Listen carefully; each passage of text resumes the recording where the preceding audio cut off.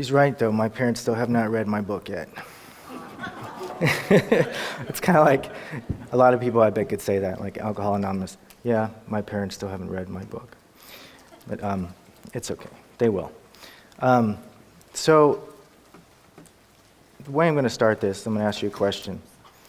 Raise your hand if you believe that a personified male deity created a man and a woman, gave them 100 years to live, and then when they die, they go to heaven or hell.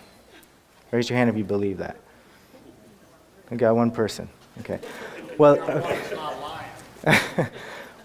now there's some truth to that, but there's also a lot of untruth to that. It's very complicated, what I'm going to go into. It's very deep. And it's good that since a lot of people didn't raise their hand, I guess a lot of this information you've probably heard since you're here at this conference. I'm going to assume you've heard a lot of it already. There's a lot of new stuff I'm going to cover that you probably haven't heard. So now I'm going to ask you, raise your hand if you know exactly where we came from and how long the human race has been on this planet.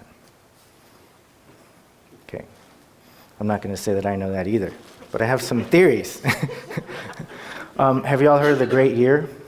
Who's heard of the Great Year? The Great Year is what the Hindu Vedas, they call what this 26,000 year cycle that our star, our sun, travels through every 26,000 years. It goes through a zodiac every 2,000 years.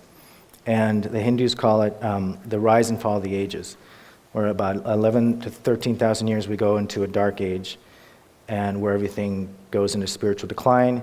We go into war and destruction, and then in another 11 to 13,000 years we go into an age of light, where we start to understand our spiritual connection to the earth and nature and each other, and we start to progress spiritually and technologically.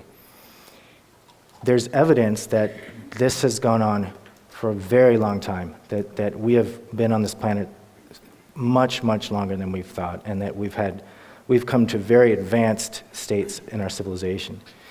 And it's possible from this evidence that there could have been 30,000 different versions of our civilization, that we keep getting wiped away and then having to start over again. And it usually ends every 5 to 10,000 year increments. The last one was probably about 10,000 years ago.